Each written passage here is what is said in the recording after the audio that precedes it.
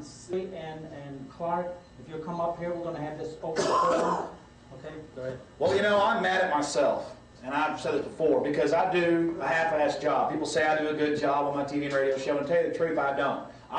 This is such a war, I should be devoted to this 12 hours a day.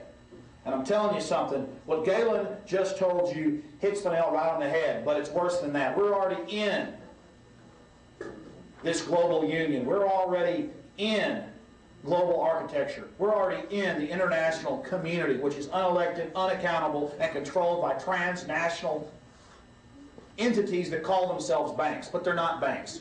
They are charlatans, they are con artists, they are confidence men, very old families, Rothschilds, Rockefeller, and a dozen other organizations, but that's the power axis, those two families.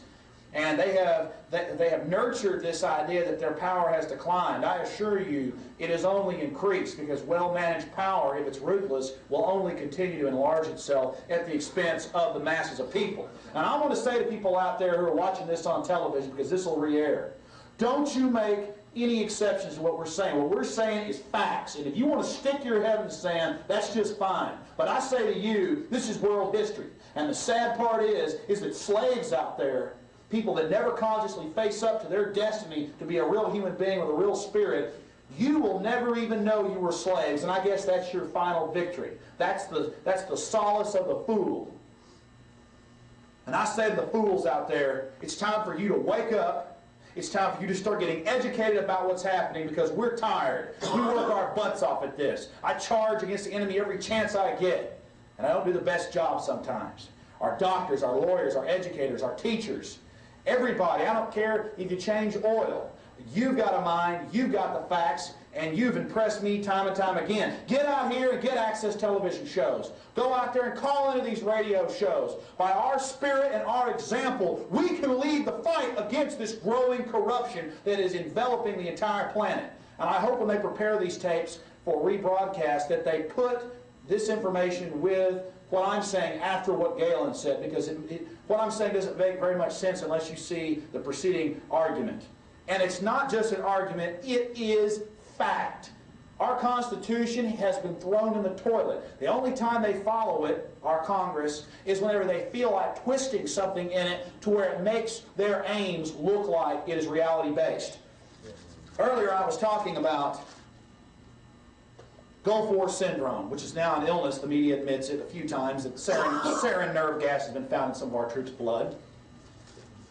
I have the December 22nd, 1997 Gulf War Austin Record Station. It says, Gulf War troops given vaccine despite objection. The botulinum toxide vaccine was given to 8,000 troops as protection against possible Iraq chemical and biological attack. Well, that's a lie. On CNN they said it was like 1.5 million. They said they're fixing to give them 2.4 million more of these same anthrax and botulinum vaccinations. Number one, this is all propaganda here, but they do tell you one thing that's true here.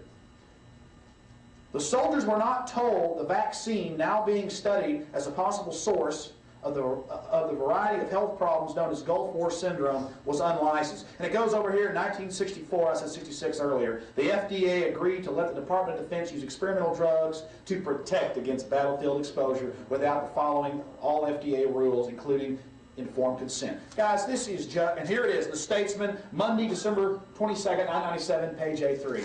I want to tell you something. Like I said earlier, it's in your face. They're not even denying it anymore. Global Union, EU, the American Union. We've already got it with GATT and NAFTA. And all it means is the deindustrialization of our nation. It's not free trade. It's not free trade when China has a 15% tariff on us and we have a 2.2% tariff on them, and they have most favored trading status. And the World Trade Organization tells us that's free trade, that's real, economics, and the American public and the American citizenry and worker can compete with anybody. Are you knocking America, Mr. Jones? Are you putting down America? Hell no. I'm standing up against those that are destroying this country as we speak. And why am I fired up? Because this is war. Absolute, unabated, total war against our nation. And I'm going to stand up against it as long as I live. And I say to those out there, In closing, the establishment with its multi-jurisdictional task forces, the MJTF, controls your local police. They're training with the military. Even 60 Minutes admitted the transfer of military equipment, armored personnel carriers, helicopters, to the local police of this nation under federal control. I didn't believe this a year ago when police officers used to come up and tell me about it. It's true. Make no mistake, we are mirroring Nazi Germany, and the Jews of the future are going to be the Christians. Understand that and wake up to that. They have bred every form of division, sexual division between men and women, children and their parents, rich and poor, smokers and non-smokers, Catholic and Protestant, New Ager and Christian. I speak to many young people, college students, and they say the problem is the Christians. There are a lot of pious Christians that are controlled by the World Council of Churches. That's controlled by the establishment. No, it's organized religion controlled by the state. People don't know who their enemies are. It is consolidated power. It is the consolidated establishment. And I say to you out there, wake up, get informed, and become educators of the masses. Get out there and do your job right now. Yeah.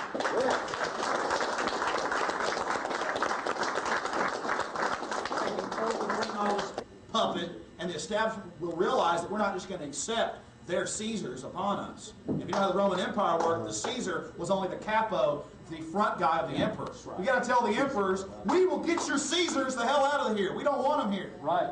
I was viewing